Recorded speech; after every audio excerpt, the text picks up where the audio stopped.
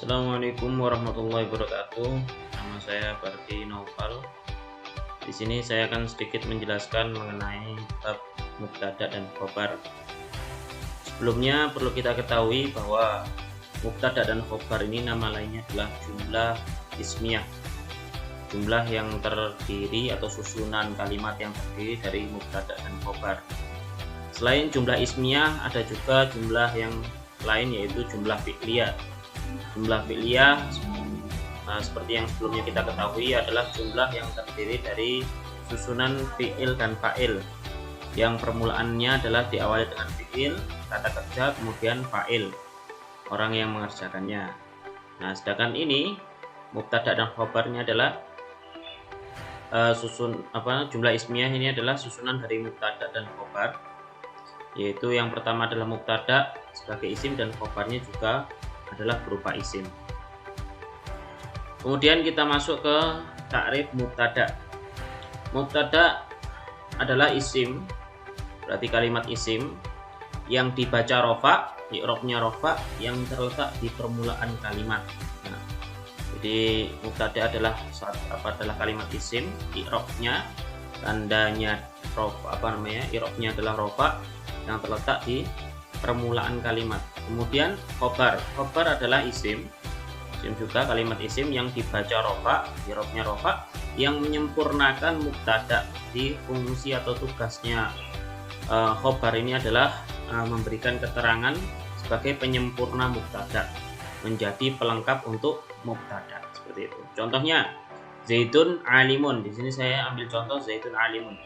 Zaidun itu adalah Zaid adalah kalimat isim, ya, kalimat isim yang dibaca rofa. Nah, i'rabnya Zaidun ini adalah i'rab rofa, tandanya dhammah, ini bisa kita lihat. Kemudian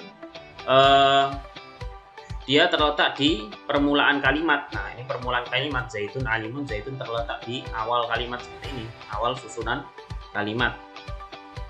Zaid kedudukannya adalah sebagai mubtada, berarti kedudukannya Zaid adalah sebagai mubtada. Kemudian alimun artinya orang yang alim, kedudukannya sebagai khobar, yaitu kalimat isim, dibaca rofa juga, tanda i'rabnya rofa. Tugasnya sebagai penyempurna pelengkap untuk mubtada, memberikan kabar kepada mubtada, seperti itu. Kemudian contoh Muhammadur Rasulullah, ini sama juga. Muhammad, Nabi Muhammad, ini kalimat isim, dibaca rofa, tandanya dhammah, kemudian terletak di awal kalimat, maka kedudukannya sebagai mubtada. Kemudian ar-Rasulullah artinya utusan Allah, ini kedudukannya sebagai khobar. Nah, kalimat isim juga, kalimat isim dan i'rabnya rofa. Nah, dia kedudukannya sebagai pelengkap atau penyempurna mubtada, memberikan kabar kepada mubtada bahwa Nabi Muhammad. Khobarnya yaitu Rasulullah, utusan Allah, memberikan kabar keterangan bahwa Nabi Muhammad adalah utusan Allah, seperti itu.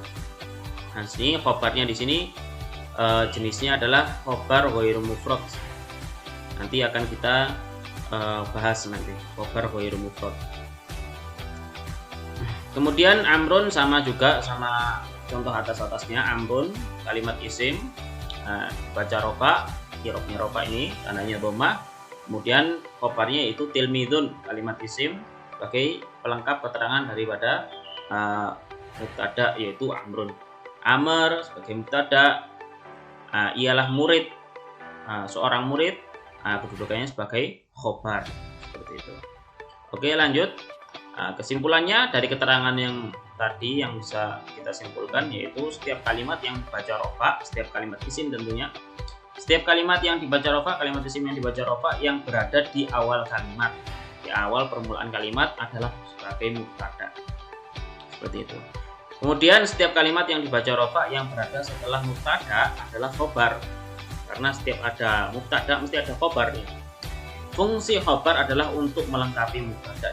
Fungsinya mubtada adalah untuk melengkapi atau memberikan keterangan pada mubtada. Kemudian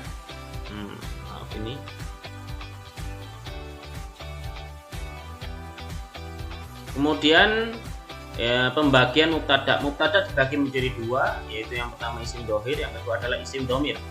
Yang mubtada isim dohir adalah mubtada yang bukan berupa kata ganti. Jadi lafadznya dia bukan berupa kata ganti, akan tapi nama asli. Contohnya Muhammadur Rasulullah. Lafadz Muhammad merupakan nama orang, bukan kata ganti orang. Kalau kata ganti orang kan kalau di dalam bahasa Indonesia, itu kita kenal dengan kata ganti orang pertama, kata ganti orang kedua, kata ganti orang ketiga, seperti itu. Saya, dia, kamu, dan lain sebagainya. Nah, tapi kalau dalam bahasa Arab itu namanya isim domir. Isim domir, mubtada isim domir, yaitu mubtada yang berupa kata ganti. Nah, ini kebalikan daripada mubtada isim dohir, yang menunjukkan arti mutakalim, mukhotob, atau ghaib, seperti itu. Jadi yang merupakan kata ganti dia, kata ganti orang pertama, kata ganti orang kedua, orang ketiga, kamu, dia, saya, dia, kamu, dan sebagainya. Contohnya huwa Rasulullah. Nah, beliau atau dia atau beliau Rasulullah adalah utusan Allah. Beliau huwa sama kedudukannya dengan Muhammad, cuma yang Muhammad adalah isim dohir, jelas namanya. Kemudian ini isim domir, huwa adalah isim domir. Nah, isim domir yang seperti kita ketahui, isim domir itu ada 12 macam, huwa, huma, hum, ya, huma, hunna, itu dan seterusnya, itu adalah isim domir. Ini saya ambil dua contoh ini. Huwa Rasulullah. Nah, huwa ini kedudukannya sebagai mubtada karena awal kalimat isim. Kemudian utusan Allah, Rasulullah utusan Allah sebagai khobarnya. Terus anta alimun, anta di sini sebagai mubtada, kemudian alimun sebagai khobarnya. Anta ini isim domir di kata ganti. Engkau artinya engkau, sebagai mubtada ialah orang yang alim. Nah, mungkin begitu saja teman-teman. Untuk selanjutnya pembagian khobar mufrad dan ghair mufrad akan dijelaskan selanjutnya oleh teman saya. Assalamualaikum warahmatullahi wabarakatuh. Assalamualaikum warahmatullahi wabarakatuh. Saya Irma Indriani. Saya akan menjelaskan sedikit mengenai materi pembagian khobar. Pembagian khobar yang pertama yaitu khobar mufrad. Khobar mufrad adalah khobar yang bukan berupa jumlah atau kalimat dan bukan pula berupa syibul jumlah atau frasa. Contohnya, Zaidun qaimun. Qaimun di sini sebagai khobar mufradnya. Zaidani qaimani. Qaimani sebagai khobar mufrad. Zaiduna qaimuna. Qaimuna juga sebagai khobar mufrad. Jadi dapat kita simpulkan bahwa yang dimaksud mufrad pada khobar mufrad adalah satu kata saja. Kurang lebih seperti itu yang bisa saya sampaikan. Selanjutnya akan disampaikan oleh pemateri selanjutnya. Assalamualaikum warahmatullahi wabarakatuh. Saya Mukaromah. Saya di sini akan menjelaskan tentang pembagian khobar yang nomor 2, yaitu khobar ghair mufrad. Khobar ghair mufrad adalah khobar yang terdiri dari jar dan majrur, dzaraf, fi'il dan fa'ilnya atau jumlah fi'liyah, serta mubtada dan khabarnya atau jumlah ismiyah. Berikut penjelasannya. Yang pertama, khobar mufrad yang terdiri dari jar dan majrur. Contoh, Zaidun fit dari, yang artinya Zaidun berada di dalam rumah. Yang menjadi contoh khobarnya ialah kata fit dari, di mana kata fit dari terdiri dari jar dan majrur. Yang kedua, khobar mufrad yang terdiri dari dzaraf. Contoh, Zaidun indaka, yang artinya Zaidun berada di sisimu. Yang menjadi contoh khobarnya ialah kata indaka, di mana kata indaka ini adalah dzaraf makan atau tempat. Yang ketiga, khobar mufrad yang terdiri dari jumlah fi'liyah. Contoh, Zaidun mata abuhu, yang artinya Zaid ayahnya telah meninggal. Yang menjadi contoh khobarnya ialah kata mata abuhu, di mana ia terdiri dari fi'il dan fa'il. Yang keempat, khobar mufrad yang terdiri dari jumlah ismiyah. Contoh, Zaidun jariyatuhu dahibatun, yang artinya Zaid hamba perempuannya pergi. Yang di sini dijelaskan yang menjadi contoh khobarnya ialah kata jariyatuhu dahibatun, di mana ia terdiri dari mubtada dan khabar. Cukup sekian penjelasan dari saya.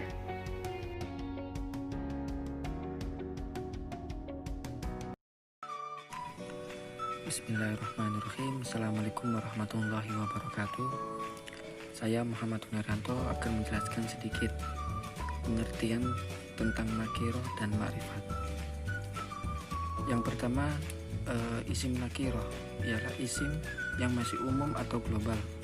Kata benda yang mana, yang seperti apa, terdapat di mana, kepunyaan siapa, dan lain sebagainya, sehingga tidak bisa mengindikasikan benda tersebut sebab maknanya umum. Yang kedua, isim ma'rifat ialah kata benda yang berarti khusus dan memiliki kandungan arti tertentu sehingga membuat mutakalim, orang yang berbicara, dan pendengar sudah memahami apa yang dimaksud. Ciri nakiroh yaitu isimnya bertanwin dan biasanya tidak terdapat huruf alif lam. Kemudian menunjukkan kata umum,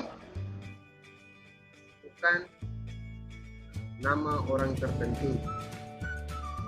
Contoh, zalika baitun, itu adalah rumah. Kata baitun itu merupakan isim nakiroh karena terdapat ciri-cirinya, yaitu tidak terdapat huruf alif lam dan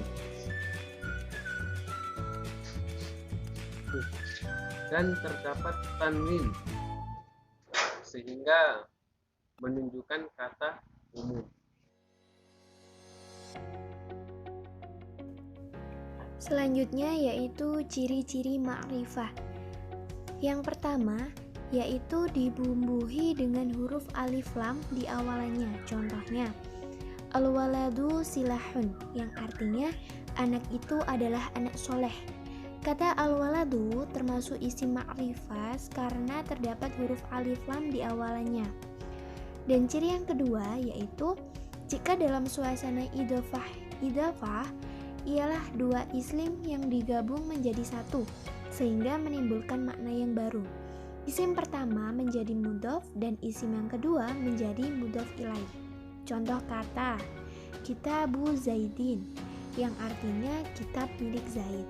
Kedua kata di atas sebenarnya dua kata yang berbeda, tetapi setelah digabungkan dan mengikuti aturan main idhofah, maka keduanya menjadi makrifat atau kata khusus, yaitu kitab milik Zaid, yang mana sudah dapat diketahui bersama bahwa kitab tersebut adalah milik Zaid. Assalamualaikum warahmatullahi wabarakatuh. Nama saya Rizal Abdul. Saya akan menerangkan tentang pembagian nakiroh. Yang pertama yaitu nakiroh tamah. Nakiroh tamah adalah isim nakiroh yang memiliki makna luas tanpa adanya batasan, seperti kata rojulun adalah seorang lelaki dari banyaknya laki-laki yang tidak mungkin dia diketahui kecuali dengan adanya suatu tanda pengenal. Yang kedua, nakiroh nakisoh. Nakiroh nakisoh adalah isim nakiroh yang memiliki makna luas namun dibatasi dengan sifat, seperti rojulun solihun adalah seorang lelaki dari banyaknya lelaki namun terbatas pada lelaki soleh saja. Baik, selanjutnya ada yang terakhir yaitu pembagian ma'rifat, dibagi menjadi dua macam, yaitu ada ma'rifat tamah dan ma'rifat naqisoh. Yang pertama yaitu ma'rifat tamah.